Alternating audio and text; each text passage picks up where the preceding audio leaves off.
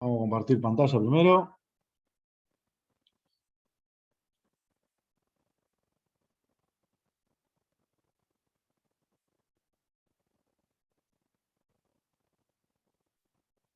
Bien, ¿se ve ahí la pantalla?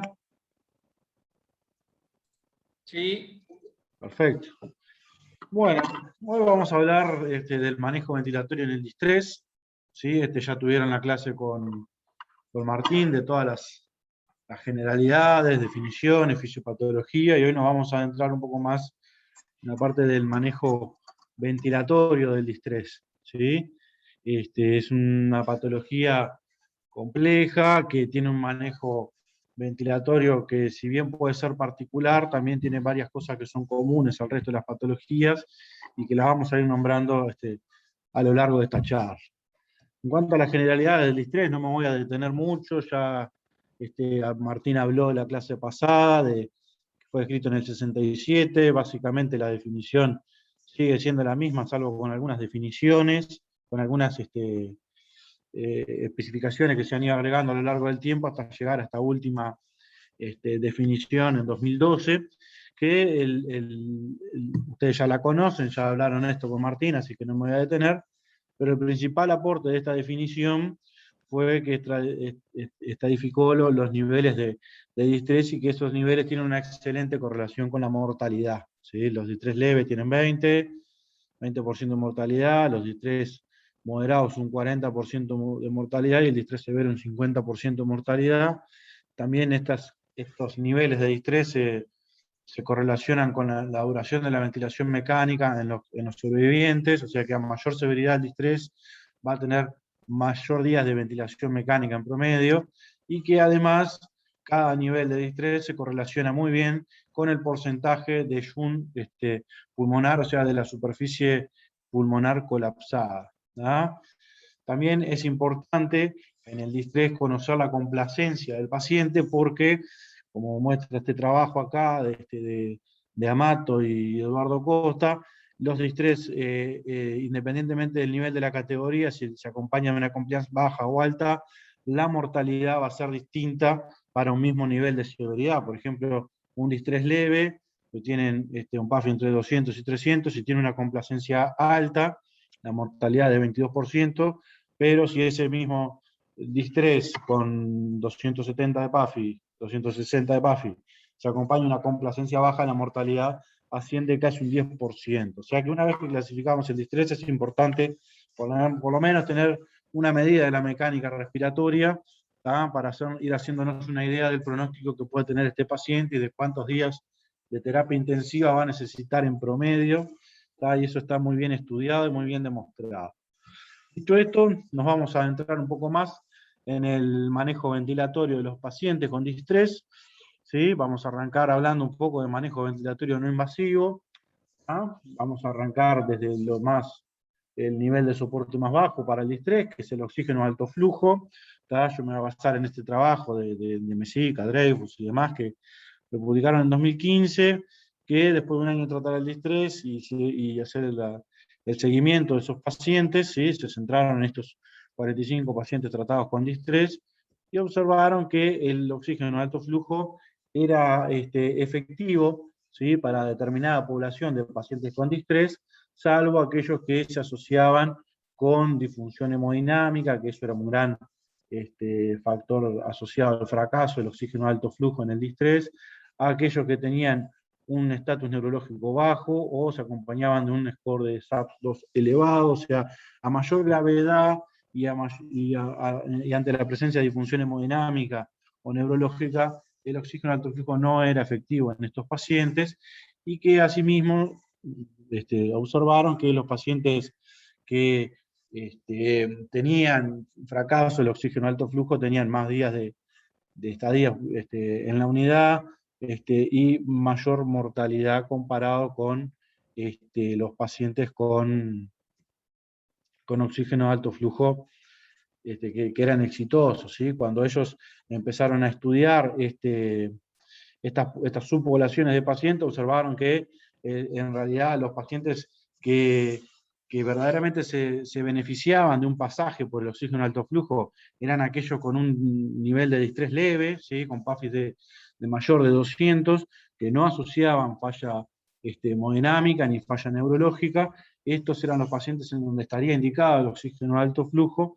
Si ya pacientes con niveles de distrés moderado, por más que tengan una buena tolerancia inicial, hay que abrir los ganchos, hacer un monitoreo muy estrecho y saber que esos pacientes tienen mucha más probabilidad de fracaso del oxígeno de alto flujo. Pero, si nos vamos estrictamente a lo que dicen los trabajos y a lo que está publicado, vemos que en el distrés leve se puede utilizar como una de las estrategias de tratamiento para la insuficiencia respiratoria de estos pacientes, ya que disminuye el trabajo respiratorio y mejora los niveles de oxigenación en sangre en estos pacientes.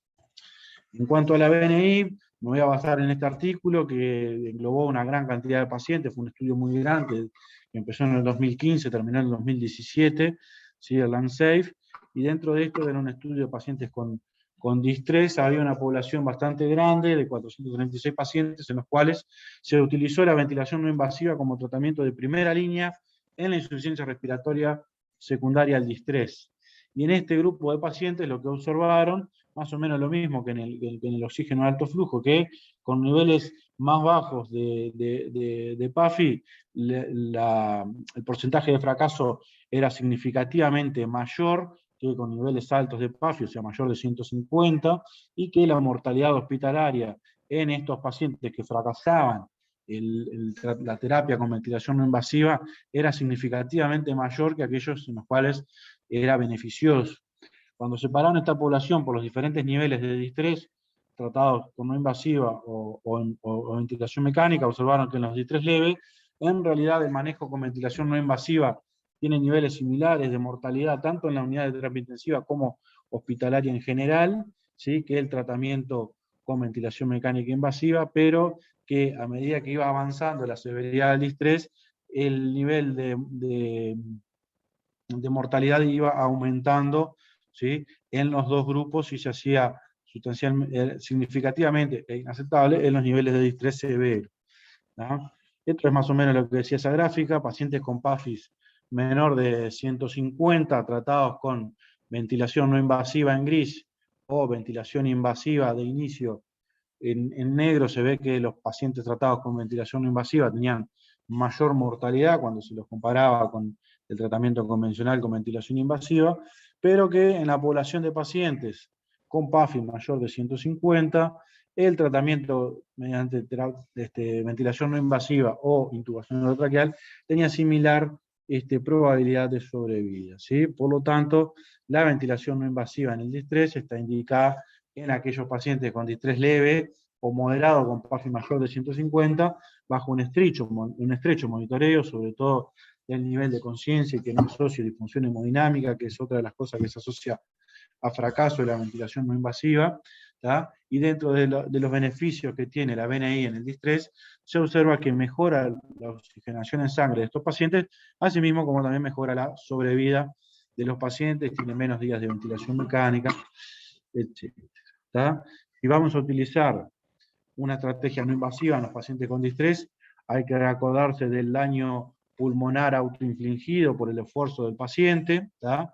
Porque, no sé si esta gráfica ya se la mostraron, pero el esfuerzo espontáneo del paciente puede generar daño pulmonar, aún con tratamiento no invasivo, ¿sí? Y esto se ve magnificado por el distrés, porque el distrés tiene una serie de características que pueden exacerbar estas condiciones. Por ejemplo, el distrés se caracteriza por una inhomogeneidad pulmonar, donde hay regiones pulmonares con aumento de la inflamación, ¿sí? Y si a eso le sumamos un esfuerzo respiratorio aumentado, una frecuencia respiratoria muy alta, puede haber aumento de la presión transpulmonar en determinadas áreas pulmonares y llevar al daño pulmonar por politrauma, barotrauma o atelectrauma, ¿sí? Además, si un paciente que mantiene en el tiempo un esfuerzo inspiratorio elevado, además de generar aumento de la presión transpulmonar, puede generar altos volúmenes corrientes, sobre todo en pacientes tratados con ventilación no invasiva, porque si uno le pone un soporte alto de 10, 12, y el paciente hace un esfuerzo de 15 de presión esofágica, va a tener un delta de presión muy elevado y puede generar volúmenes corrientes muy altos, pudiendo llevar al daño pulmonar por altos volúmenes corrientes o por altas presiones en vía aérea, y todo esto puede agravar la insuficiencia respiratoria del paciente. O sea que paciente con distrés, que lo tratemos con una estrategia de ventilatoria o soporte respiratorio no invasivo, hay que abrir los ganchos, estar atento, monitorizar estrechamente sobre todo los niveles de frecuencia respiratoria y la función hemodinámica, fundamentalmente, que es lo que más se asocia a fracaso de las estrategias no invasivas. ¿Tá? En cuanto al soporte respiratorio invasivo, o sea, cuando el paciente le llega con distrés, lo intubamos y está acostado en una de nuestras camas de terapia intensiva, me voy a basar en las guías tanto americanas del 2018, ¿sí? Como en las guías europeas de 2019, que básicamente lo que hablan es un tratamiento escalonado del distrés, ¿sí? a todos los pacientes en ventilación mecánica, en volúmenes corrientes de 6 mililitros kilo, ¿sí? En ausencia de peso ideal, en ausencia de acidosis metabólica severa, ¿tá? Y una vez que se confirma el distrés, asegurarnos de que tenga presiones plató por debajo de 30, PIB mayor de 5, ¿sí? Y a medida que va empeorando, aumentar esos niveles de PIB y empezar con otras terapias asociadas para tratar de rescatar a ese paciente de la insuficiencia respiratoria que tiene. O sea que las guías básicamente lo que nos hablan es de ventilación mecánica protectiva, ¿sí? ¿Qué es la ventilación mecánica protectiva? Y bueno, son una serie de medidas que han demostrado y que están destinadas a evitar la generación de injuria pulmonar asociada al ventilador en todos los pacientes ventilados con o sin patología respiratoria, pero que todos estos parámetros se describieron por primera vez para el distrés, ¿sí? Tanto los volúmenes corrientes como los niveles de presión plató, ¿sí? Todos fueron descritos por primera vez en el distrés, y después se vio que en la población de pacientes generales que estaban en ventilación mecánica, si manteníamos esos parámetros dentro de determinados rangos, se asociaba con menor daño pulmonar y menor mortalidad por el daño pulmonar asociado a la ventilación mecánica. ¿Tá? O sea que la ventilación mecánica protectiva deriva del manejo ventilatorio del distrés, ¿sí? Porque todos estos trabajos se demostraron inicialmente en pacientes con distrés. ¿Tá? Y esto viene desde el año 98, cuando el doctor Amato demostró que un manejo ventilatorio con parámetros protectivos tenía una sobrevida significativamente mayor que el manejo convencional hasta ese momento, era con altos volúmenes corrientes o altas presiones en vía aérea, tenía una diferencia de mortalidad mayor al 20% entre uno y otro tipo de manejo. ¿Tá? Como les decía, la ventilación mecánica protectiva básicamente son 4 enunciados que hay que tratar de buscarlo como nuestros objetivos terapéuticos en los pacientes ventilados, ¿sí? El primero y fundamental es un volumen corriente de 6 mililitros kilo ajustado al peso ideal del paciente, ¿sí? Es fundamental esto del peso ideal. ¿Ah? Martín habló de que no hay pulmones gordos, ¿sí? El pulmón está más o menos hecho de acuerdo a la altura y al sexo del paciente y a la edad. ¿Tá? Ese es el tejido, el peso ideal del paciente, ¿tá? Y hay que tratar de aproximarnos a un peso ideal para ajustar los parámetros de la ventilación mecánica, ¿sí? El segundo enunciado que se demostró en la ventilación protectiva es mantener un nivel de presión meseta por debajo de 30 centímetros de agua, una PIP titulada según las necesidades del paciente, y este es un punto en el cual me voy a detener un poco más en cómo titular la PIP en los pacientes en ventilación mecánica. Y por último, el último punto que se ha demostrado, que es mucho más reciente, es mantener una presión de distensión o driving pressure menor a 15 centímetros de agua. Todos estos 4 puntos se han visto que se asocian con menor mortalidad en los pacientes en ventilación mecánica, ¿ah? Y si nos mantenemos dentro de esto, tenemos unas altas chances de que nuestro paciente evolucione favorablemente, salvo que no evolucione favorablemente, ¿sí? En cuanto al volumen corriente administrado, desde el año 2000, estos trabajos de la ARNET han demostrado que un manejo con volúmenes corrientes bajos de 6 a 8 mililitros kilo, comparado con el manejo convencional de 8 a 10 o 10 a 12, se asociaba con menor mortalidad para diferentes niveles de complacencia pulmonar. Acá abajo vemos la compliance pulmonar de 15 a 40, vemos que los volúmenes corrientes de 6 mililitros kilo tienen más de un 10% de diferencia en la mortalidad en cuanto a volúmenes corrientes por encima de 8 mililitros kilo. También, o sea, paciente con compliance hasta de 60 o por debajo, manejo buscar un volumen corriente de 6 mililitros kilo fundamental para tratar de descender la mortalidad de este tipo de pacientes. ¿Tá? Esto también se vio que se asocia con más días libres de asistencia ventilatoria, ¿sí? Más días libres del ventilador, menos incidencia de daño multiorgánico entre los días 1 y 28. ¿Sí? El daño multiorgánico, recuerden que si bien puede ser por el distrés, también la ventilación mecánica genera daño alveolar, puede generar biotrauma con liberación de mediadores inflamatorios hacia la circulación sistémica y provocar daño a distancia, ¿tá? Y generar fallas multiorgánicas secundarias a el biotrauma, y se vio que los pacientes que se manejaban con un volumen corriente de 6 mililitros kilo tenían mucho menos daño,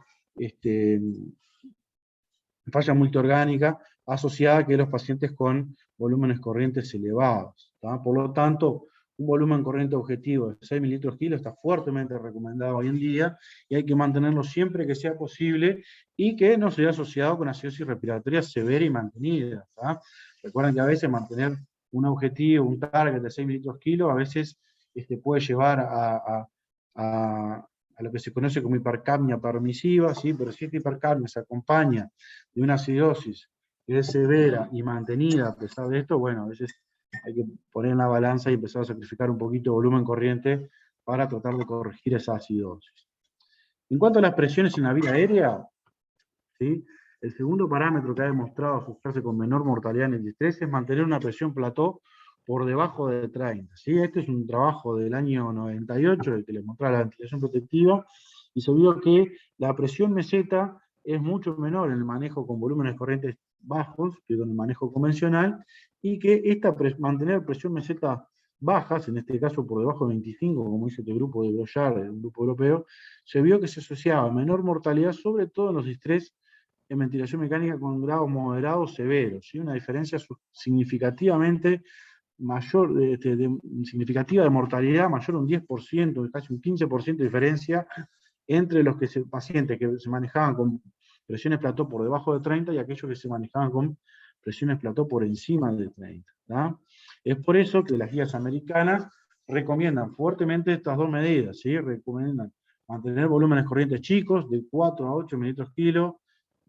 4 es un poco bajo para nuestros medios, ya que nosotros no tenemos posibilidad de hacer remoción del CO2 mediante ECMO, ¿tá? O sea que acá en el Uruguay vamos a tratar de mantenernos cerca de los 6 mililitros kilo, ¿sí? De 6 a 8, y una presión plató menor de 30. Esto está fuertemente recomendado, según las guías americanas, para todo tipo de pacientes, no solo aquellos con distrés. En cuanto a la presión de distensión alveolar, ¿sí? Desde el año 2015 ya ha venido cobrando relevancia porque este trabajo el doctor Amato demostró que aquellos pacientes que mantenían esta presión de distensión dentro de un margen por debajo de 15 centímetros de agua, tenían una mortalidad sustancialmente menor que los pacientes que presentaban esa presión de distensión elevada. ¿sí? Acá lo que hicieron fue agrupar a los pacientes con un nivel de PIB fijo y fueron subiendo la presión meseta, por lo tanto fue subiendo el delta P y se vio que la mortalidad iba subiendo casi a la misma medida que aumentaba el driving pressure. ¿tá? En este grupo de pacientes fueron subiendo la PIB, pero manteniendo el driving pressure, y se vio que la mortalidad se mantenía incambiada, y en este grupo de pacientes se vio que iban aumentando la PIB, pero manteniendo la presión meseta, por lo tanto el delta P iba disminuyendo, ¿sí? Y se vio que la mortalidad disminuía en este grupo de pacientes. A partir de este trabajo han habido muchas publicaciones que analizan la incidencia del driving pressure, ¿sí? Y su implicancia tanto en la mortalidad y qué tan bueno como índice pronóstico es, y lo que se ha observado es que manteniendo una presión de distensión, un driving pressure, un delta P, como le quieran llamar, de cualquier forma, por debajo de 15 se asocia con una mortalidad significativamente menor. Y cuando ese driving pressure, esa medida, más se aleja de los 15 centímetros de agua, por encima de los 15 centímetros de agua, esa mortalidad aumenta exponencialmente. ¿sí? Ven que la mortalidad aumenta exponencialmente en los pacientes que tienen un driving pressure más elevado. Asimismo, cuando se compara el driving pressure con la oxigenación, se vio que mantener el driving pressure por debajo de 15 está mucho más fuertemente relacionado con la mortalidad comparado con el índice PAFI. Aquí en rojo se ve esto es un trabajo que agrupó muchos estudios sobre driving pressure, presiones en vía aérea, ¿sí? Este es el alvéolo y el express. Hay más o menos 5.000 pacientes con distrés ingresados en esta gran base de datos, ¿sí? Y se vio que tanto el índice PAFI en rojo, perdón, en azul, como el driving pressure se los graficó y se vio que el driving pressure se asociaba más fuertemente a la mortalidad que el PAFI, ¿sí? O sea, vos podés tener un PAFI muy malo, pero si mantenés un driving pressure por debajo de 15, ese paciente va a tener una chance mucho más alta de sobrevida comparado con un paciente que tiene el mismo nivel de PAFI, pero con un driving pressure mayor. Y este es un trabajo que lo afané, una captura de pantalla de una webinar de Amato, que también graficó todos estos estudios, y el alvéolo, el ARNet, trató trabajo de Brollar, el Express, y un montón más. Hay como 10.000 y pico de pacientes con distrés graficaban cada uno de estos puntitos, ¿tá? Y lo que se grafica acá es el volumen corriente por litro kilo de peso ideal y el driving pressure, y se vio que un paciente que está parado acá con un delta P de 15, si aumentaba el volumen corriente de 5 a 11 mililitros kilo, pero manteniendo un driving pressure de 15, la mortalidad en este paciente no aumentaba. Sin embargo, el paciente que se mantenía el volumen corriente dentro de 5, pero el driving pressure aumentaba por encima de 20, llegando a 30, ese riesgo era muchísimo mayor. Por lo tanto, el driving pressure desde un tiempo a esta parte se ha transformado en uno de los parámetros que uno busca mantener como objetivo principal, y cada vez se está posicionando más y más evidencia al respecto que posiciona el driving pressure con un nivel más fuerte de evidencia de tratar de mantenerlo por debajo de 15 centímetros de agua. Incluso es un parámetro que se asocia mucho mejor con la mortalidad y con la sobrevida de los pacientes comparado con el volumen corriente, ¿sí? O sea que si tenemos que sacrificar algo en un paciente de ventilación mecánica, vamos a tratar de que sea un poquito más, darle un poquito más de volumen corriente, pero manteniendo el driving pressure bajo, antes que someterlo a un driving pressure más elevado y tratar de mantener un volumen corriente bajo. En cuanto a la PIP es un tema enorme, ¿sí? Existen muchas maneras de titular la PIP. A lo largo de los años se han desarrollado otras técnicas, ¿tá? Lo que sí hay un gran consenso en que la PIP ideal es la que se asocia con un menor porcentaje de superficie pulmonar colapsada y un menor porcentaje de superficie pulmonar distendida. O sea, esto es lógico que se va a asociar con un mejor nivel de oxigenación en sangre, ¿tá? Lo que también es cierto es que ninguna técnica de titulación ha demostrado ser superior a otra en términos de mortalidad y días de ventilación mecánica. Entonces hay varias formas, y vamos a la más básica, ¿sí? Que está descrita del año 2000, del trabajo del ARSNet, que es la titulación por tabla de oxigenación. Este grupo de autores, que era un gran grupo de autores, un número importante, guiaban la titulación de PIP de acuerdo con objetivos de oxigenación, ¿sí? En principio trataban de alcanzar una saturación arterial de oxígeno entre 88 y 95%, manteniendo fijos los parámetros de volumen corriente y de presiones plató, y iban regulando la frecuencia respiratoria para obtener un pH objetivo de 735 a 745. Y lo que hacen estos autores es, bueno, si con 5 de PIP y 0,3 de FiO2 no alcanza 88 de saturación, subimos la FiO2. No alcanzamos la saturación, le damos más PIP. No alcanzamos el objetivo, le subimos la FiO2. Sucesivamente. Suben la PIP, suben la FiO2, suben la FiO2, suben la FiO2, suben la PIP, suben la PIP, y así sucesivamente. Van siguiendo este orden lógico, ¿tá? Que no se basa en ningún trabajo fisiopatológico, ¿tá? Sino es lo que hacemos habitualmente cuando no tenemos ni idea de qué le pasa al paciente. Tenemos un paciente que desatura, que es lo primero que hacemos. Y bueno, tocamos un poco la FiO2, no mejora, le subimos un par de puntos a la PIP. Y ellos más o menos hicieron lo mismo, pero lo dibujaron en una tabla, y con eso fueron guiando la titulación de PIP. El problema de este tipo de técnica para titular la PIP es que se centra solamente en el pedazo de pulmón que está participando de la ventilación en ese momento, lo que se conoce como alveolo bilang. No sigue un razonamiento fisiológico. ¿Por qué en el pulmón con distrés conviven áreas bien abiertas y bien ventiladas, con áreas con sobredistensión pulmonar y con áreas de colapso pulmonar? Y si uno va regulando la PIB mediante oxigenación y viendo el objetivo de saturación, en realidad lo único que estás viendo es cómo se oxigena este pedazo de pulmón abierto. ¿Ah? En base a eso se han ideado otra forma de titular la PIB. La más clásica es por la curva de presión-volumen, ¿sí? Acá lo que sigue esto es la curva de cómo se van abriendo los alvéolos pulmonares, y a medida que aumenta la presión en las vías aéreas y va aumentando el volumen corriente en una maniobra lenta, esto es con un flujo lento y mantenido, ven que va aumentando progresivamente el volumen corriente, y se van abriendo las unidades que previamente estaban colapsadas, se van abriendo, ¿sí? En esta parte de abajo la complacencia es baja porque hay colapso pulmonar, en la parte superior de la curva también la complacencia es baja porque hay sobredistensión alveolar, y en esta parte de la curva es cuando mejor es la complacencia pulmonar. ¿Tá? Y nosotros vamos a titular la PIB 2 puntos por encima del punto de inflexión inferior. ¿Por qué? Porque la PIB es una presión en expiración, ¿sí? Es una presión que se mantiene en expiración. Cuando uno hace la curva PB, uno la dibuja acá, está la parte inspiratoria, pero por el fenómeno de histéresis que tienen los alvéolos, que tiene el tejido pulmonar, la expiración vuelve por otro camino que por donde va la inspiración. Y trabajos y mucha gente que se ha devanado procesos han demostrado que 2 puntos por encima del punto de inflexión inferior, o sea, donde hace el cambio de dirección la curva inspiratoria, 2 puntos por encima, se corresponde con casi prácticamente el punto de inflexión superior, que es donde empiezan a colapsarse los alvéolos pulmonares, ¿sí?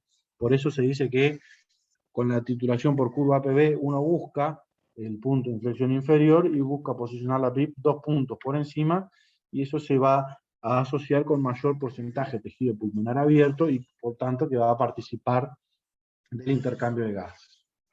Cuando hablamos de titulación por PIB decremental, que es la más utilizada, también es la más estudiada en toda la literatura, es una estrategia que lo que hace es hacer pasos sucesivos y decrecientes de PIB de 2 minutos de duración en cada paso, y ir realizando medidas, ya sea de mecánica respiratoria o de gasometría arterial, en cada uno de estos pasos para ir trazando una gráfica. ¿Por qué se tiene que hacer decremental? Por lo mismo que la curva PB. ¿No? Si uno lo hace incrementando, o sea, los niveles de PIB, en realidad lo que vamos a encontrar, lo que vamos a terminar, que el punto de inflexión,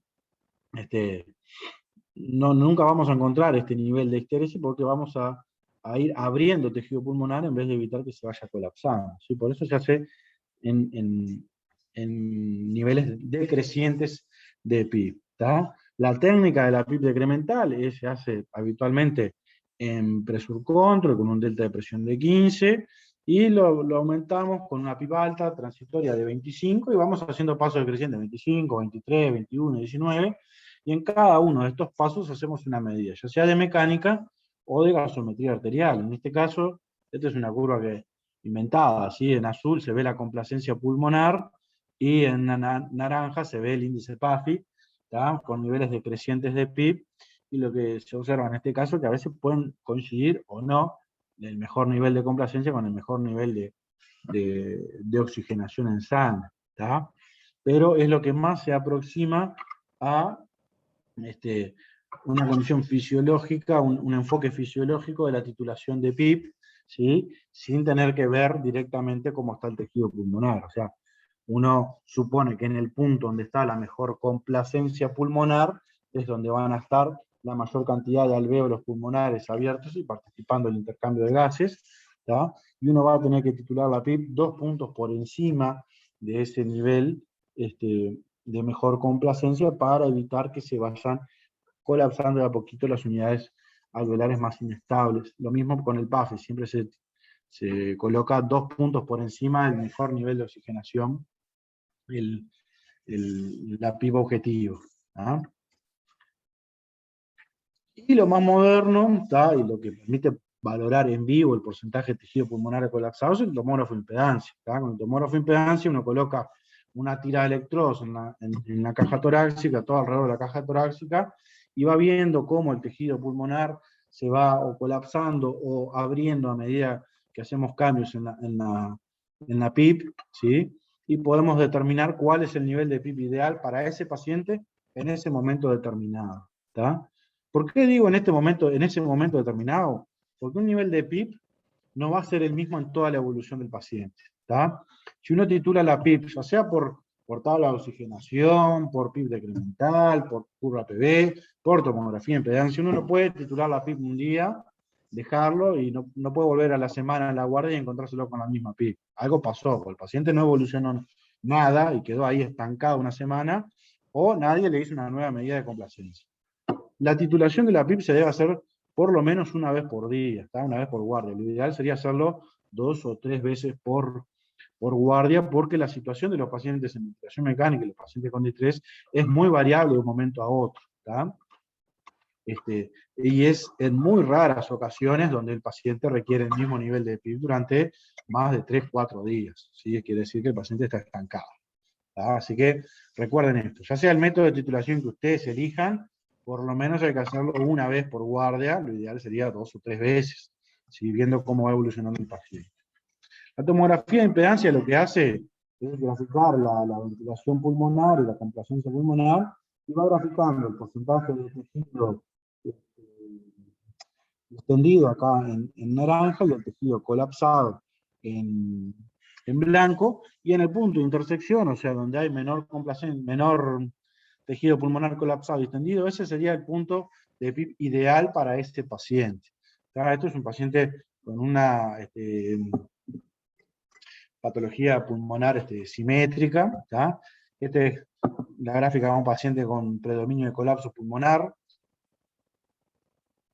Si ven que con niveles por debajo de 16, ya la curva de colapso pulmonar se entra a disparar, 9, 13, 17% de colapso pulmonar con PIB de 10, la curva de distensión prácticamente es nula, ¿tá? O patología, o paciente con predominio sobre distensión pulmonar, ¿sí? Que una vez se puede hacer la medida de mecánica y le queda la duda, pero cuando ve directamente cómo está el tejido pulmonar, se puede observar que en realidad toda la complacencia muy baja es a consecuencia de la distensión pulmonar, y eso es muy variable de un paciente a otro.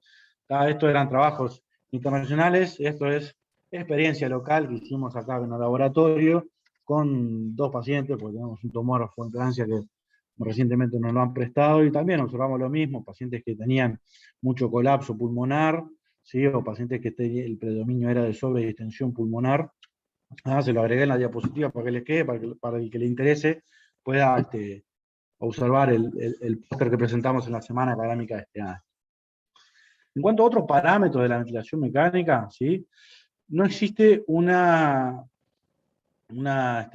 diferencia entre un modo ventilatorio u otro. ¿Sí? Yo lo puedo ventilar en volumen control o en pressure control, y siempre y cuando los parámetros objetivos de volumen corriente, presión meseta, delta P se mantengan dentro de los objetivos descritos previamente, los resultados van a ser iguales. ¿Tá? Y ninguno ha demostrado una diferencia sobre otro, ni en términos de compliance pulmonar, ni en términos de índice PAFI, ni en términos de mortalidad, ni de estadía hospitalaria. Y no hay diferencias significativas entre volumen control o pressure control en ninguno de los parámetros estudiados. Esto es un metaanálisis ya un poco del 2015, que agarraba estudios del 2000 en adelante, este del 94, que comparaban un modo ventilatorio y otro, y si se mantienen los parámetros de ventilación protectiva, no hay diferencias entre utilizar un modo ventilatorio u otro. O sea que ustedes manéjense con el modo ventilatorio que se sientan más cómodos, que se sientan más seguros,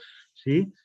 Acuérdense de setear bien las alarmas ante cualquier cambio de la mecánica respiratoria del paciente. Y si hacen todo eso y se mantienen dentro de los parámetros, los resultados van a ser exactamente igual que si lo ventilan en el otro modo ventilatorio. ¿No? En cuanto a la frecuencia respiratoria, hay que ajustarlo a la medida del paciente, ¿sí? La frecuencia respiratoria alta se ha demostrado asociarse con menor nivel de inflamación pulmonar, pero con mayor nivel de edema pulmonar en algunos momentos animales. O sea que cuando la frecuencia pulmonar alta lo que puede generar es que si estamos fuera de los parámetros de ventilación protectiva, la apertura y cierre cíclico de los alvéolos pulmonares se va a hacer muchas más veces por minuto que si usamos frecuencias respiratorias bajas. Entonces, si los parámetros están mal seteados, el nivel de daño que le vamos a provocar a ese alvéolo va a ser mayor, cuanto mayor sea la frecuencia respiratoria utilizada. Por eso, lo mismo, siempre ubicarnos dentro de esos 4 parámetros principales: volumen corriente, plató, driving pressure y PIP ajustada al paciente, y después la frecuencia respiratoria hay que ajustarla con el objetivo de tratar de normalizar el pH arterial y evitando la generación de PIP intrínseca por atrapamiento aéreo. ¿Sí? Si uno le setea una frecuencia respiratoria muy alta, que no le da el tiempo expiratorio para vaciar el pulmón, lo único que voy a estar haciendo es generando atrapamiento aéreo, o que el próximo ciclo inspiratorio empiece antes de que se vacíe totalmente el pulmón, y eso genera en PIP intrínseca y mayor distensión alveolar, y por lo tanto mayor daño pulmonar. En cuanto a la relación inspiración y expiración, en realidad va de la mano con el ajuste de la frecuencia respiratoria. Lo que le decía, hay que asegurar una relación que no genere atrapamiento de aéreo por tiempos cortos, ¿sí? Pero también asegurarse que el tiempo inspiratorio sea suficiente para administrar el volumen corriente fijado, o el volumen corriente objetivo. Porque si lo ventilo en pressure control, pero le pongo un tiempo inspiratorio muy corto, capaz que no alcanza el volumen corriente de 6 mililitros kilo, y no voy a estar protegiendo ese pulmón. En cambio, si estoy en volumen control y le doy un tiempo inspiratorio muy corto, voy a estar generando altas presiones en vía aérea y va a aumentar mucho la presión meseta, y tampoco voy a estar dentro de los parámetros de protección pulmonar. En lo que el único que encontré consenso en todos los trabajos que he leído de ventilación protectiva es que la relación inspiración 2-1 no se recomienda bajo ningún concepto, ni en los pacientes con distrés, ni en ningún tipo de paciente. ¿Sí? No ha demostrado beneficio alguno. ¿Sí?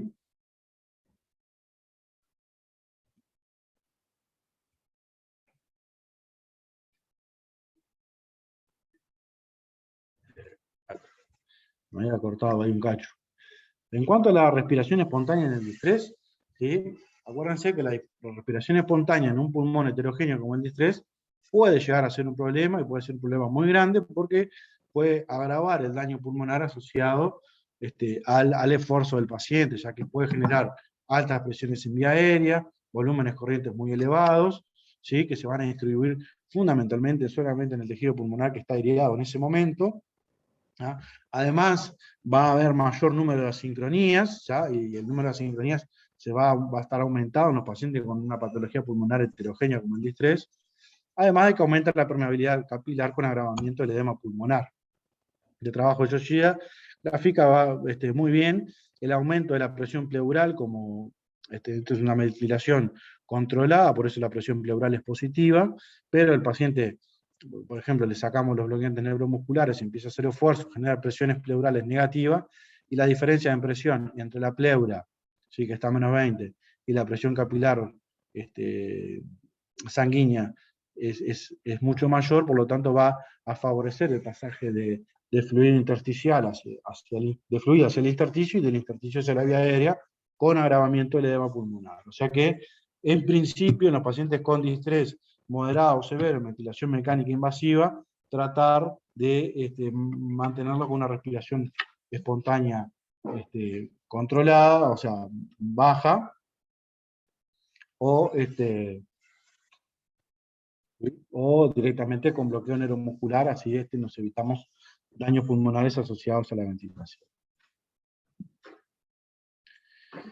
Este es del mismo trabajo, que lo que hicieron es en chanchos, ¿sí? Un chancho le provocaron un distrés y se vio que el aumento de la presión transpulmonar secundaria al esfuerzo era mucho mayor comparado en esta primera tomografía una tomografía computada, que lo que ve es cómo se van aireando y cómo se genera el strain pulmonar. Ven que es mucho mayor en la medida que se contrae el diafragma que en la ventilación totalmente controlada. Y eso, de mantenerse en el tiempo, va a generar daño pulmonar, ¿sí? con peores pronósticos para ese paciente. Por lo tanto, la respiración espontánea no se recomienda, al menos en el inicio, de los pacientes con distrés moderado severo que vayan a la ventilación mecánica. En cuanto a las maniobras de rescate, ¿sí? Seguimos el esquema de las guías americanas y europeas. Lo que sigue, después de optimizar todo el manejo ventilatorio y que no mejore el paciente, es la ventilación en decúbito prono. Es el siguiente paso en pacientes con índice PASO menor de 50, a pesar de mantener todas las otras medidas antes mencionadas, ¿sí? No me voy a detener en este punto porque Retamal va a dar una charla de esto y él sabe muchísimo más que yo en prono y no quiero quedar en evidencia diciendo algún disparate y después el viernes Retamal me va a dejar en evidencia cuando diga exactamente lo contrario a lo que digo yo. Así que no me voy a detener en esto. Si el paciente mantenemos todos los objetivos de ventilación mecánica protectiva, lo pusimos, no mejoró, lo pusimos en prono, no mejoró, el siguiente paso de rescate que tenemos para hacer en este paciente es hacer un reclutamiento alveolar. El reclutamiento consiste en la apertura de los alvéolos que están colapsados mediante el uso transitorio de altas presiones en la vía aérea. Esta maniobra, seguida de una maniobra de titulación de PIP por la vía que ustedes elijan, se vincula a mejores niveles de oxigenación con menor daño pulmonar por atelectrauma. Está indicado en los pacientes con distrés moderado a severo, con menor de 150, ¿sí? Y que no mejoran a pesar de la optimización de los demás parámetros, con menos de 72 horas de evolución desde el diagnóstico de distrés, con el paciente bien sedado y curalizado, lo cual es una condición fundamental. ¿Por qué? Porque si yo al paciente le voy a someter a altas presiones en vía aérea y ese paciente está mal curalizado y hace un esfuerzo durante la maniobra, el riesgo de barotrauma es muy elevado. ¿Tá? O sea que si vos tenés un paciente bien sedado y curalizado, es una condición fundamental para la realización de las maniobras de reclutamiento. ¿Cuándo están contraindicadas las maniobras de reclutamiento? Y bueno, cuando hay compromiso hemodinámico. ¿Por qué? Porque lo voy a someter a altas presiones en vía aérea. Esto quiere decir altas presiones intratorácicas, lo cual va a disminuir el retorno venoso sistémico y va a comprometer aún más la hemodinamia de ese paciente. ¿Sí? En pacientes que tengan con antecedentes de bullas de enfisema o que tengan una tomografía que se haya hecho y que uno vea que tenga muchas bullas de enfisema, están contraindicadas por el riesgo de barotrauma, pacientes que presentaron barotrauma previo, o pacientes que están cursando con presión intracraniana elevada. ¿Por qué? Por lo mismo que el compromiso hemodinámico. Si yo aumento transitoriamente la presión adentro del tórax, la sangre que va volviendo hacia el tórax a través de las venas yugulares se va a encontrar con una alta presión acá adentro del tórax y no va a retroceder, o sea, no va a volver normalmente, y eso se va a transmitir hacia la cabeza y va a generar aumentos de la presión intracraniana. ¿A quién hay que reclutar? Y bueno, eso es todo un tema, ¿sí? No todos los pacientes son posibles de reclutamiento, y este es un concepto importante, ¿tá? Nos habla de que hay pulmones que son reclutables y pulmones que no son reclutables, ¿sí? En cuanto a los beneficios, si un pulmón potencialmente reclutable, les dejé esta gráfica, que más o menos habla de lo que venimos hablando, ¿sí? En las áreas colapsadas hay Shunt, hay alta resistencia vascular pulmonar, lo cual se asocia a una hipertensión pulmonar, va a haber más edema, daño alveolar difuso, etcétera, etcétera, etcétera. Y si nosotros abrimos ese pulmón mediante una maniobra de reclutamiento alveolar, lo que vamos a estar generando es aumento del número de alvéolos abiertos, por lo cual se va a reducir el estrés alveolar y el riesgo de sobredistensión alveolar, va a disminuir el espacio muerto, va a disminuir la resistencia vascular pulmonar, ¿ya?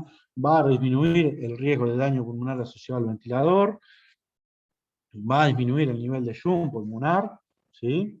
Con el riesgo de generar sobredistensión en algunas unidades alveolares. Eso se lo dejo para que lo vean después cuando miren las diapositivas, ¿tá? Pero esta gráfica es lo más importante que tiene este trabajo. Entonces, si uno hace una maniobra de titulación de PIP, que si recuerdan es antes de una maniobra de reclutamiento, ¿tá? En PCB con un delta B de 15, un delta P de 15, y uno aumenta la PIP, y no mejora la oxigenación pero gana en volumen corriente, en realidad la potencialidad, el potencial reclutamiento de ese pulmón es alto, y este tipo de pacientes es candidato a hacer una menor reclutamiento. En cambio, un paciente que yo le hago la titulación de PIP, lo llevo de 5 a 15, o de 15 a 25, y hago para abajo, y no gané nada de volumen corriente, y lo único que gané es aumento de las presiones en la vía aérea, este paciente tiene un pulmón que no es reclutable. ¿Tá? Por lo tanto, si yo aumento la PIP, si yo aumento las presiones en vía aérea, y gano volumen corriente, quiere decir que ese pulmón es potencialmente reclutable, pero si yo aumento los niveles en presión de vía aérea sin ganar nada de volumen corriente, ese pulmón no es potencialmente reclutable. Por lo tanto, maniobras de reclutamiento, a este sí y a este no. ¿Tá?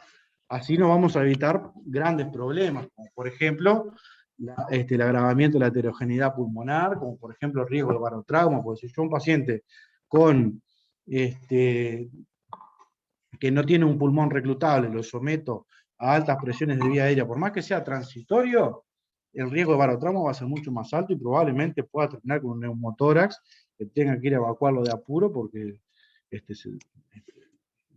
lo jodía el paciente, sometiéndolo a altas presiones en vía aérea cuando en realidad no estaba indicado. ¿Ah? Otra de las consecuencias negativas potencialmente negativas del reclutamiento alveolar es la hipercamia. ¿Sí? La hipercamia puede ser transitoria, ¿tá? Durante el proceso de la maniobra de reclutamiento, ¿tá? Después uno va a ajustar la frecuencia respiratoria para tratar de disminuirla, ¿sí? Y la principal complicación, después del barotrauma, es el reclutamiento submáximo, ¿tá? Porque si uno recluta, pero no recluta del todo el pulmón, uno lo que puede generar es el agravamiento de la heterogeneidad pulmonar y amplificar estos mecanismos de injuria con aumento del shunt, ¿sí? Porque voy a estar generando primero reclutamiento de la vasculatura pulmonar y no del tejido de los alvéolos pulmonares, por lo tanto, voy a agravar una situación previamente hecha, ¿sí? Pero tiene consecuencias positivas esta maniobra, porque te mejoran la oxigenación, te generan más volumen corriente, por lo tanto tenés más superficie pulmonar apta y disponible para hacer el intercambio de gases, te va a generar menores niveles de presión de distensión después de esta maniobra y titulación de PIP, por lo tanto menor driving pressure, te va a mejorar la capacidad residual funcional y va a mejorar la compliance del sistema respiratorio. Este es un trabajo de Fernando Rodríguez en el policial del año, creo que 2000 y pico, 2007, 2008, por ahí, que hacía maniobras de reclutamiento y le hacía tomografía pre y post maniobra, y se ve cómo la superficie pulmonar que se gana post maniobra de reclutamiento alveolar es sustancialmente importante, muy, muy importante. Acá le gana más o menos un 30-40% de superficie pulmonar, y eso se va a traducir en más superficie para el intercambio pulmonar de gases, mejor complacencia pulmonar, ¿tá? Y menor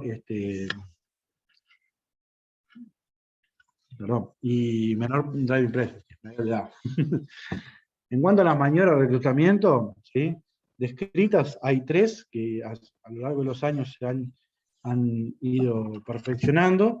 La insuflación mantenida con CPAP fue la primera que se describió, que era mantener una CPAP de 40 centímetros de agua durante 1 o 2 minutos, lo cual se asociaba con niveles de hipercamia intolerablemente altos. Si bien reclutaba pulmón, la hipercamia era muy alta y demoraba mucho tiempo en retroceder, por lo tanto cayó en desuso. Los suspiros intermitentes, ¿sí? Lo que hacían era ponían un nivel de PIB alta de inicio y cada tantas respiraciones le administraban un volumen corriente de 1 litro aproximadamente, ¿tá? Como si uno suspirara, inflara el tejido pulmonar, ¿tá? Después se vio que eso en realidad no ganaba mucha superficie pulmonar, ¿sí? Más que nada la iba perdiendo con las siguientes respiraciones porque no se acompañaba de un nivel de titulación de PIB posterior a esa maniobra de suspiro, por lo tanto también cayeron en desuso. Y por último, la que sigue siendo más vigente y que ha demostrado verdadera eficacia es el reclutamiento máximo en pressure control. ¿Ah? Esta técnica es en modalidad de pressure control, con una FIO2 de 100, una presión de corte de 15, la frecuencia respiratoria de 15 también, una relación IE de 1,2, Y lo que hace es primero posicionarnos con 25 de PIB, ¿sí? 2 minutos, después 2 minutos con 30 de PIB. Acá está titulada las presiones máximas que se alcanzan en cada escalón. 25 de PIB y hacemos un control o gasométrico o de complacencia. No mejoró, lo llevamos a 30 de PIB, ¿sí? 2 minutos, volvemos a 25, medimos, no mejoró, lo llevamos a 35 de PIB, 2 minutos, no mejoró, bajamos a 25, controlamos, no mejoró, vamos a 40 de PIB, perdón, 40 de PIB, 2 minutos, volvemos a 25 de PIB, 2 minutos más y medimos otra vez, y si ahí no reclutó, vamos a 45 de PIB durante 2 minutos más y después bajamos a 25 de PIB. Este tipo de maniobra se sigue siguiendo, seguida de una maniobra de titulación de PIB, ha demostrado ser la maniobra que mejor, que más mejora el nivel de oxigenación en sangre, que menos riesgo de daño pulmonar por altas presiones en vía aérea tiene, porque el tiempo total de la maniobra va a variar de 4 a 16 minutos máximo, ¿sí? 4 minutos porque si uno lo pone con 25 de PIB, ¿sí? No mejora, o sea, le hace la gas, lo lleva a 30 de PIB, y cuando bajamos a 25 de PIB ya reclutó, en realidad la maniobra se corta ahí, 4 minutos lleva la maniobra. Si no recluta, si no mejora, bueno, ahí vamos con otros escalones más, pero máximo nos va a llevar 16 minutos en total la maniobra. Y esto se ha asociado, esto es un trabajo de Borges del año 2006, se ha asociado que a medida que vamos aumentando los escalones de PIB, o la Open Lung Approach, ¿sí? Vamos a ir mejorando los niveles de oxigenación en sangre a medida que va disminuyendo el tejido pulmonar colapsado medido por tomografía. Y esta gráfica es importante porque acá se grafica el porcentaje de pacientes que se genera un reclutamiento máximo, ¿no? En cada nivel de presión plató. O sea, casi el 45% de los pacientes se reclutan con una PIB de 25 y un delta P de 15, ¿sí? Casi el 50%. Y el 80% de los pacientes prácticamente, ¿sí? Se van a reclutar con niveles de PIB entre 25 y 35. ¿Tá? Eso es lo que le mostraba esa gráfica ahí. ¿Para qué voy con esto? Porque últimamente, en los últimos años, después del ART Trial, ¿sí? Muchos intensivistas salieron a enarbolar la bandera del no reclutamiento, que está contraindicado, que aumenta la mortalidad, ¿sí? Pero en realidad, cuando uno entra a leer en profundidad, o sea, si leímos más allá del abstract de este trabajo, podemos ver que, si bien el trabajo demostró mayor mortalidad en la rama de reclutamiento comparada con la rama de PIB baja, con mayor incidencia de barotrauma, cuando uno lee en profundidad este trabajo, uno observa que la maniobra que hacían ellos de reclutamiento era una maniobra que no había sido nunca probada, ¿sí? En ningún otro trabajo, que sometía a los pacientes a un tiempo total de maniobra de 26 minutos, ¿sí?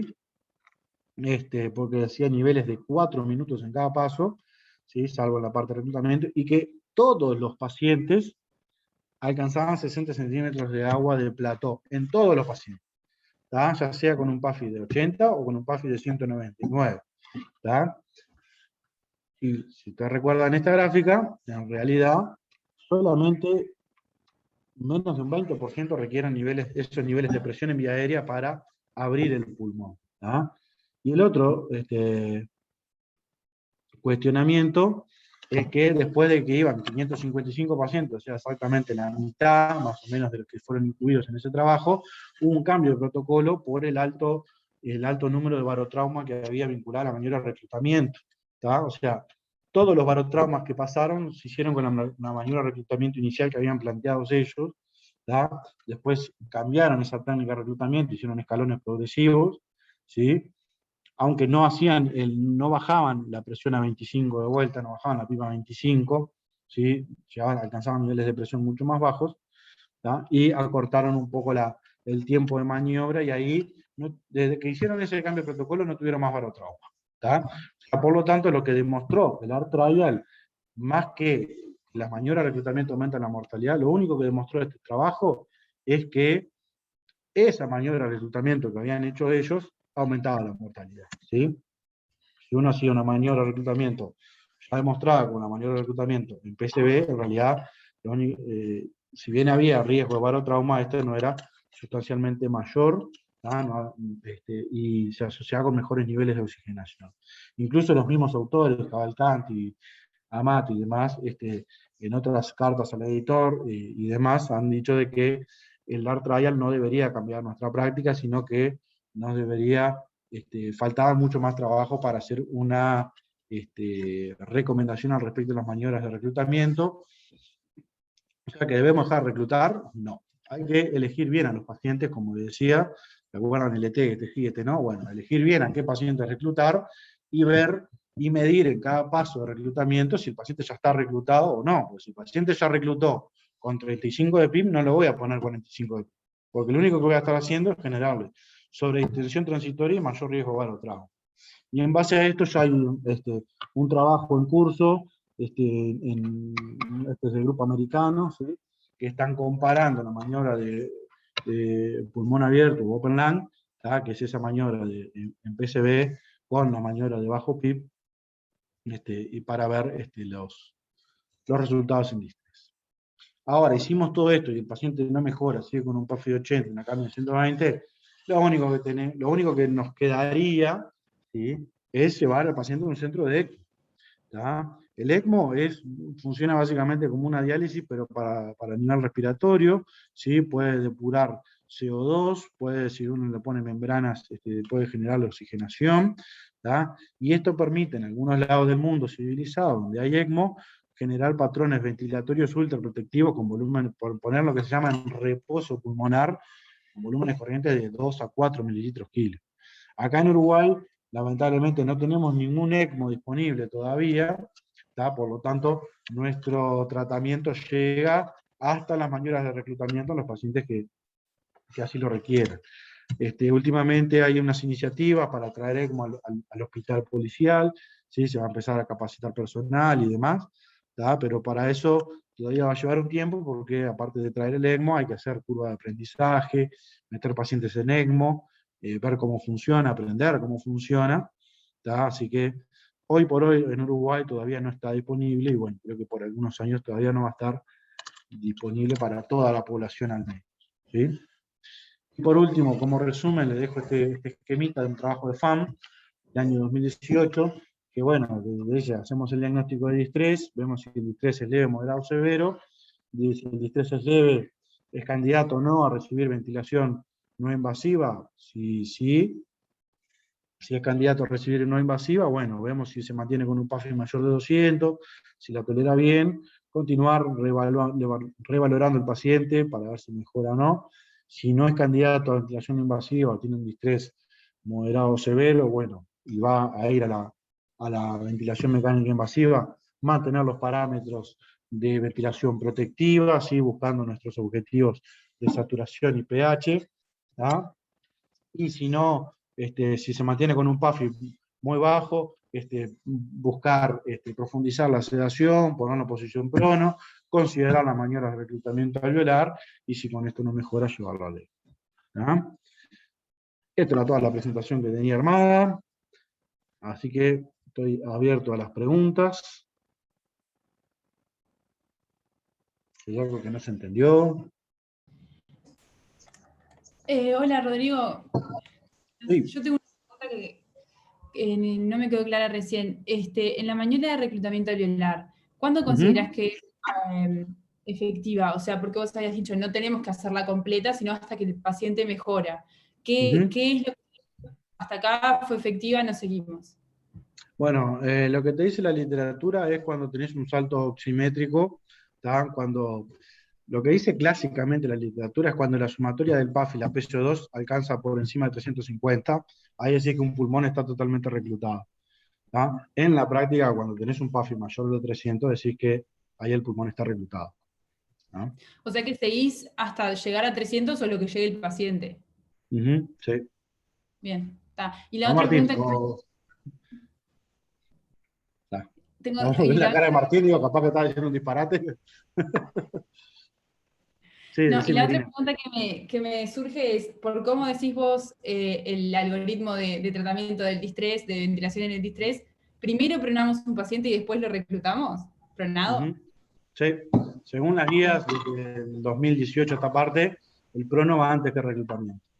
¿Ah? Lo que Bien. no quita que haga la titulación de PIP antes, ¿sí? La titulación de Sí, PIP sí, no es claro. una maniobra de reclutamiento. No, claro, claro. Pero, O sea que lo titulamos, lo pronamos y después lo reclutamos y sigue sin mejorar. Y si exacto, respondió la titulación de PIB. Perfecto, exacto. gracias.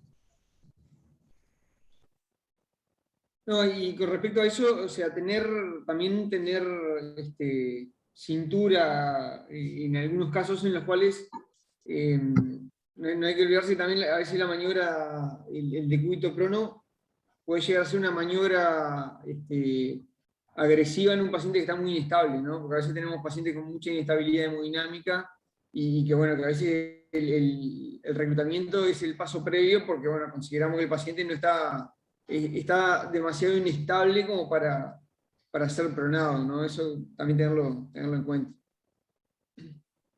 Sí, no, yo no me quise detener mucho en el prono, pero también hay pacientes que no responden al prono, o que en el prono es imposible. Yo qué sé, tenés una morsa de 1,50 m y 200 kilos, a veces pronarlo es imposible, porque lo pronal aumenta la pía, empeora la hemodinámica, empeora lo renal, o yo qué sé, o tiene alguna contraindicación para el prono, y bueno, hay que reclutarlo, ¿qué vas? Te queda otra.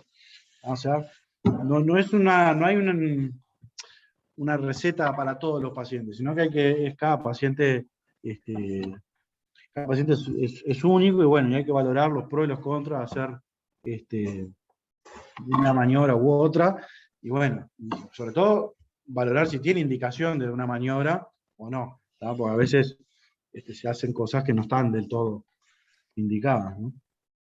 Y hay una pregunta de Mercedes. Claro, en realidad, Mercedes pregunta que en caso de que la monitorización de reclutamiento sea por mecánica, ¿cuándo consideramos que reclutó? En realidad, la maniobra de reclutamiento alveolar no está descrita para hacerlo por mecánica respiratoria, solo por gasometría. ¿Ah? ¿Por qué? Porque uno, al someter a altas presiones en vía aérea, uno ya sabe que va a estar sobredistendiendo algunas unidades alveolares a medida que va abriendo otras, y la complacencia va a dar muy baja. O sea que el seguimiento de la maniobra de reclutamiento tiene que ser gasométrico y no por mecánico, que es otra cosa distinta de la titulación de PIP, porque vos reclutaste y después haces una titulación de PIP, y eso sí lo podés hacer por mecánica respiratoria. ¿No?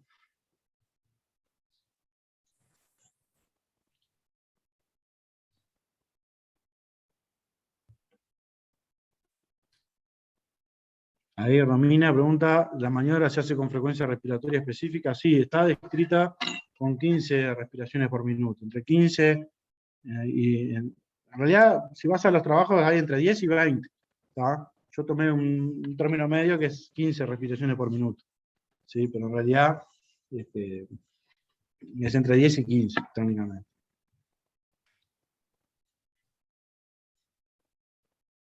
¿Alguno más? Hola, una pregunta. Sí. En realidad, para hacer la titulación de PIP no es necesario siempre hacer una maniobra de reclutamiento previa, ¿no? Por lo que ustedes dijeron. No, no es necesario hacer una maniobra de reclutamiento. ¿Sí? A ver, comparto de vuelta.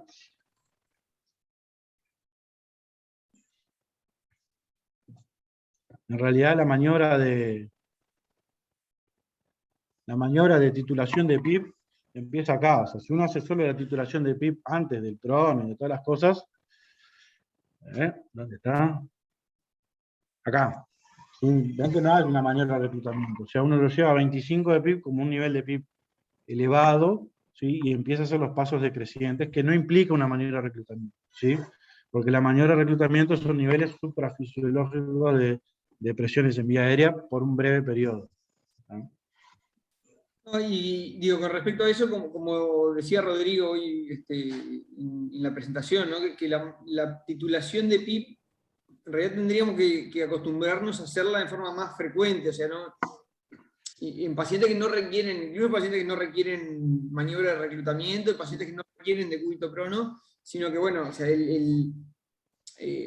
aunque el paciente no tenga tanta insuficiencia respiratoria, de todas formas deberíamos de manera seriada buscar cuál es la mejor PIP que se ajusta a ese paciente, y eso es esperable que vaya variando en el tiempo, ¿no? A medida que pasan los días, el valor de PIP ideal para ese paciente probablemente vaya cambiando.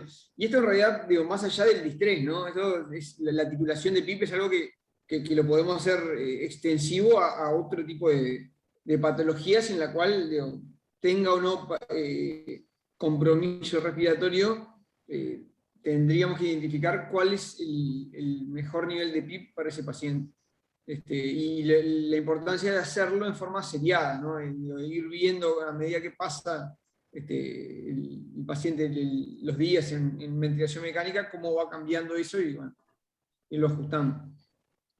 Sí, por ejemplo, no solo puede variar por la patología del paciente, a veces o tiene muchas secreciones, se le tapó el tubo y lo tuvieron que cambiar, la enfermería lo aspira con el sistema cerrado y no le anda y lo tienen que cambiar, lo desconecta transitoriamente, ahí pierde la presurización. O sea, durante el día pasan muchas cosas que pueden hacer que pierda reclutamiento o que el paciente yo qué sé, asociaba algo de edema pulmonar, le hicimos diurético, mejoró la parte hemodinámica, empezó a mejorar la parte del distrés, tenía un broncopasmo asociado y va mejorando la condición de mecánica del paciente, y por ahí el nivel de PIP que titulamos en la mañana no es el mismo que titulamos en la noche, o al revés, o empeora en el largo del día, y el nivel de PIP, yo qué sé, le titulamos la PIP en 15, a las 10 de la mañana porque era la mejor complacencia y tenían la mejor gasometría. Y capaz que a las 20 vas y el tipo tiene 90 de PAF y hay que titular de vuelta. ¿No? O sea, acostúmbrense a hacerlo seriado, sí, por lo menos hacer una nueva evaluación del paciente, sobre todo a lo largo de la guardia, porque a veces nos pasa que titulamos la PIP un día y venimos al otro día y es exactamente igual, y el paciente pasó de tener 160 a 400 de PAF. Y capaz que sigue con 20 de PIP cuando no lo precisa. Y otra cosa importante, que no haya que hacer una maniobra de reclutamiento antes, no quiere decir que titulemos la PIP de cualquier forma, ¿no? O sea, igual la titulación de PIP tiene que ser escalonada y decremental. ¿Ah? O sea que, aunque tengamos el paciente con yo qué sé, 12 de PIP, digo, si vamos a titular la PIP, no es, le bajo a 10 y mido, le subo a 14 y mido. O sea, hay que decir, bueno, voy a subir hasta 20 o 18, lo que establezca que voy a tomar como punto superior, y a partir de ahí ir bajando. ¿Ah? Porque si no, sí pierde, por lo que explicaba Rodrigo, de la heterogeneidad, pierde valor, ¿no? Entonces, no hay que reclutar antes necesariamente, pero sí tenemos que hacerla en forma ordenada y decremental.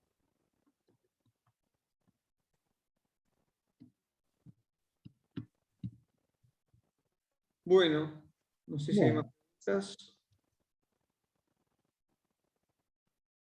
Bueno, parece que no. Así que bueno, nos vemos el viernes entonces, en la clase de Retamal. Y bueno, cualquier duda, estamos de lunes a viernes acá en el laboratorio, nos pueden escribir a nosotros y bueno, les evacuamos las dudas que tengan. Vamos, nos vemos el viernes, muchachos. Gracias. Chao.